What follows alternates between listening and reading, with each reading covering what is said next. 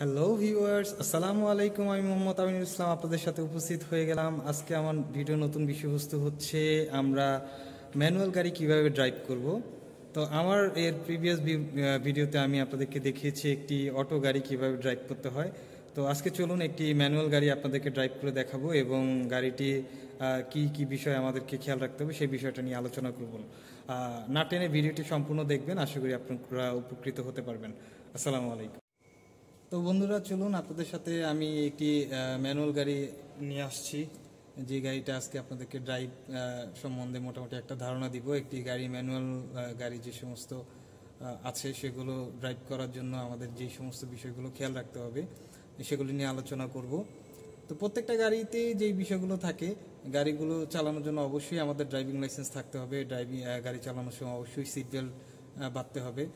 গাড়িটি ড্রাইভ করার সময় অবশ্যই আমাদের গাড়ির ভিতরে যে সমস্ত ডকুমেন্ট থাকার প্রয়োজন আছে সেগুলো ঠিকঠাক আছে কিনা সেগুলো আমাদের দেখতে হবে। তো তার পাশাপাশি আমাদের ম্যানুয়াল গাড়ি ড্রাইভ করার জন্য বিশেষ কিছু সতর্কতা এবং বিশেষ কিছু এক্সপার্টিজম প্রয়োজন হয়, বিশেষ কিছু দিক খেয়াল করতে হয়। সেই বিষয় নিয়ে আজকে আলোচনা করব। তো সর্বপ্রথম আমরা যে বিষয়টি দেখাবো আপনাদের সেটা হচ্ছে একটি ম্যানুয়াল গাড়িতে পায়ের দিকে 3টা প্যাডেল থাকে, যেটাকে আমরা মোটামুটি এবিসি বলে ধরে থাকি। এতে এক্সেলেটর বোঝায়, বিতে ব্রেক এবং সিতে হচ্ছে ক্লাচ। অটো গিয়ারের গাড়িতে ক্লাচটা থাকে না, বাট ম্যানুয়াল গিয়ারের গাড়িতে ক্লাচটা থাকে। তো চলুন আপনাদেরকে প্যাডেলগুলো দেখাই। দেখতে পাচ্ছেন বন্ধুরা, এখানে 3টা প্যাডেল দেখা যাচ্ছে। এই প্যাডেলটি হচ্ছে এক্সেলেটর প্যাডেল, এটা দিয়ে হচ্ছে গাড়ি এক্সেলেটেড করব আমরা। এই প্যাডেলটি হচ্ছে ব্রেক প্যাডেল, এটা দিয়ে হচ্ছে গাড়িটি ব্রেক করব। আর এই প্যাডেলটি হচ্ছে ক্লাচ প্যাডেল, এটা দিয়ে হচ্ছে আমরা গাড়ি ক্লাচ করব, ক্লাচের কাজটা এটা দিয়ে করবে। তো মূলত বাম পাটা দিয়ে হচ্ছে ক্লাচটা কন্ট্রোল হয়ে থাকে এবং ডান পাটা দিয়ে এক্সেলেটর এবং ক্লাচ এই দুইটাই কাজ হয়ে থাকে। এবং আমাদের পায়ের পজিশনটা থাকবে ঠিক এরকম, যাতে আমরা এক্সেলেটর এবং ব্রেক দুইটা একসাথেই করতে পারি। এরকম একটা পজিশন আমাদের পাটা রাখতে হবে। যার যার ব্যক্তিগত এবং যার অভ্যস্ততার উপরে অনেকটা নির্ভর করে। তবে হচ্ছে এমন একটা পজিশনে রাখাটাই ভালো যে পজিশনে আমরা দুইটা কাজ একসাথেই করতে পারবো, যেহেতু একটা কাজের উপরেই, একটা পায়ের উপরেই দুইটা প্যাডেল নির্ভর করতেছে।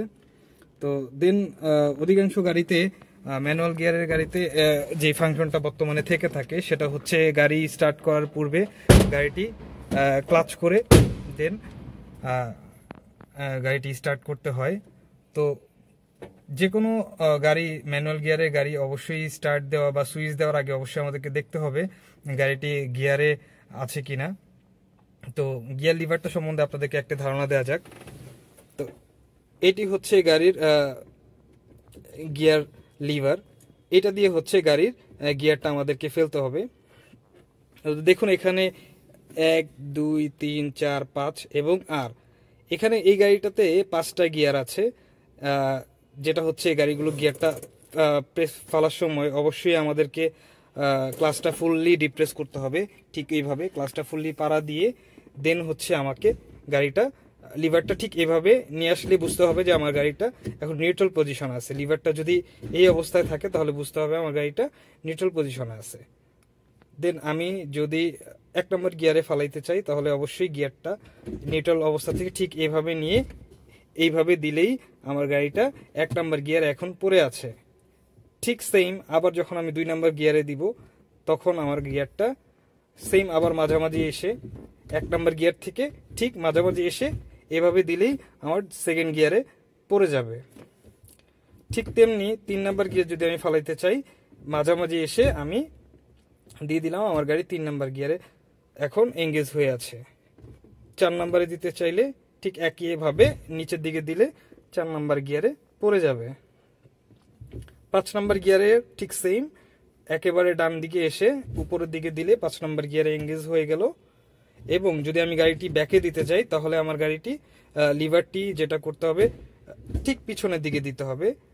একবারে ডান দিকে এসে নিচের দিকে নামাই দিলে গাড়িটি ব্যাক গিয়ারে চলে যাবে। অবশ্যই গিয়ার ফেলার আগে আমাদের অবশ্যই ক্লাচ প্যাডেলটি ফুললি ডিপ্রেস করে রাখতে হবে। দেন আমাদের এই গাড়িটি যদি আমি এখন ড্রাইভ করি, ড্রাইভ করার জন্য সবার আগে আমাকে যেটা দেখতে হবে সেটা হচ্ছে গাড়িটি যখন সুইচ দিব তখন অবশ্যই আমাকে এই গাড়িটি কোনো গিয়ারে পড়ে আছে কিনা বা কোনো গিয়ার এঙ্গেজ হয়ে আছে কিনা সেটা আগে দেখতে হবে, এবং গাড়িটির গিয়ার লিভারটি আমাদের এইভাবে চেক করতে হবে। এইভাবে বুঝতে পারতেছি যে আমার গাড়িটি নিউট্রাল অবস্থায় আছে। তো এখন আমি গাড়িটি স্টার্ট দেওয়ার পূর্বে আমার ক্লাচটা সম্পূর্ণ ডিপ প্রেস রাখতে হবে, এবং ডিপ প্রেসড রেখে আমাকে গাড়িটি স্টার্ট দিতে হবে। যে আমার গাড়ি স্টার্ট হয়ে গেল, দেখতে পাচ্ছেন। এখন আমার গাড়িটি নিউট্রাল পজিশনে আছে।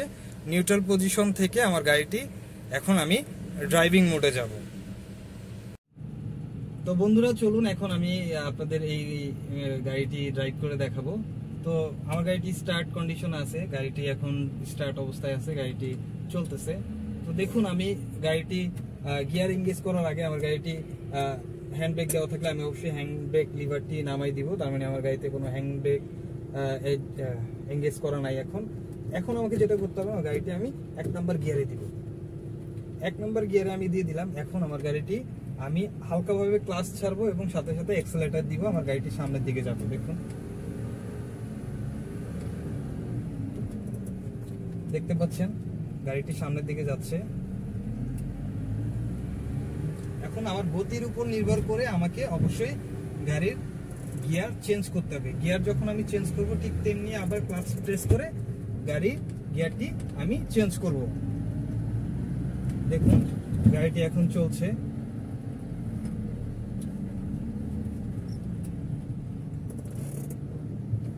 তো এখন আমি গাড়িটি পিছনে দিব। পিছনে দেওয়ার সময় আমার ঠিক সেম গাড়ি আমি গিয়ার নিউট্রাল পজিশনে নিয়ে আসছি, ক্লাচ সম্পূর্ণ ডিপ প্রেস করে আমি গিয়ারটি রিভার্সে দিয়ে দিলাম।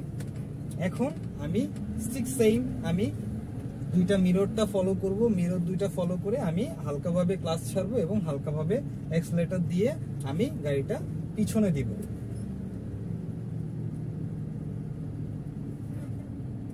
তো আমাদের যারা আমরা ড্রাইভিং প্রফেশনে আছি বা যারা ব্যক্তিগতভাবে গাড়ি ব্যবহার করে থাকি, তাদের অনেকেরই একটা ধারণা যে ম্যানুয়াল গাড়ি ড্রাইভ করা অনেকটা কঠিন। তবে ম্যানুয়াল গাড়ি ড্রাইভ করা কঠিন হলেও ম্যানুয়াল গাড়ি ড্রাইভ করাটা আমাদের প্রত্যেকেরই জানা প্রয়োজন, যারা আমরা এই অটোমোবাইল ইন্ডাস্ট্রিতে আছি। তো চলুন আমি গাড়িটি কিছুক্ষণ ড্রাইভ করে দেখাই আপনাদেরকে।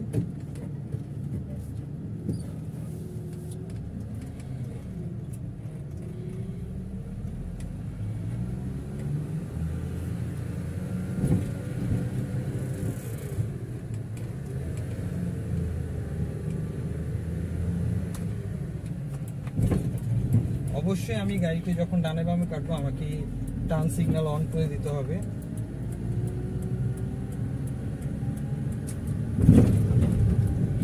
যখন ঢালু দিয়ে আমি উঠবো, গাড়ি উঠাবো, তখন অবশ্যই আমার গিয়ারটা চেষ্টা করব 1 নাম্বার গিয়ারে উঠানোর জন্য। যেহেতু এখানে মোটামুটি ফাঁকা, তো সেই কারণে আমি 2 নাম্বার গিয়ারে আমি গাড়িটা উপরে উঠালাম।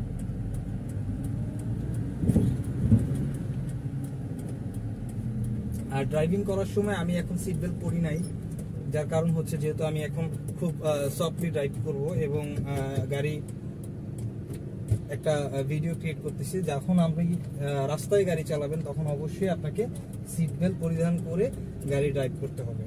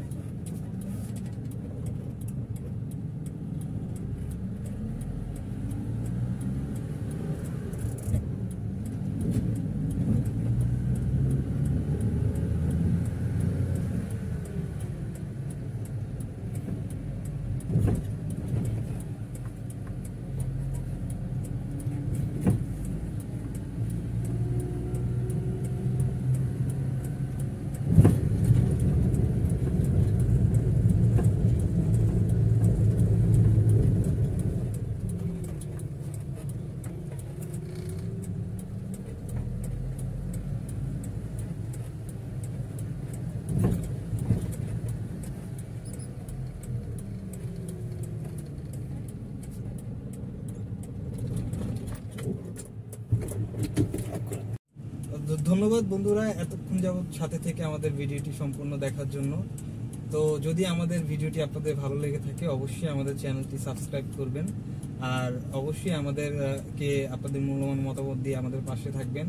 আর প্রত্যেকেই যারা আমরা গাড়ি রিলেটেড বিভিন্ন ফাংশনগুলো বুঝতে চাই, গাড়ি রিলেটেড পরামর্শ চাই, যাদের গাড়ির বিষয়ে আগ্রহ আছে, আসলে আমি এজ এ অটোমোবাইল ইঞ্জিনিয়ার আমার ধারণা হচ্ছে যে আমাদের প্রত্যেকেরই উচিত গাড়ি সম্বন্ধে একটু ভালোভাবে ধারণা নেওয়া, হোক সে ড্রাইভার, হোক সে ইঞ্জিনিয়ার, হোক সে একজন গাড়ির মালিক। তো প্রত্যেকেরই আমাদের গাড়ি সম্বন্ধে ভালো ধারণা থাকা উচিত। তাতে হবে কি আমাদের এই গাড়ির যে সমস্ত সমস্যাগুলো হয় মেইনটেনেন্স জনিত এবং অ্যাক্সিডেন্ট জনিত সব সমস্যাগুলো আমাদের কমে যাবে আস্তে আস্তে। তো সবাই পাশে থাকবেন, আমাদের সাথে থাকবেন, আর অবশ্যই আপনাদের মূল্যবান মতামত দিবেন। আমাদের চ্যানেলটি অবশ্যই সাবস্ক্রাইব করবেন। আসসালামু আলাইকুম।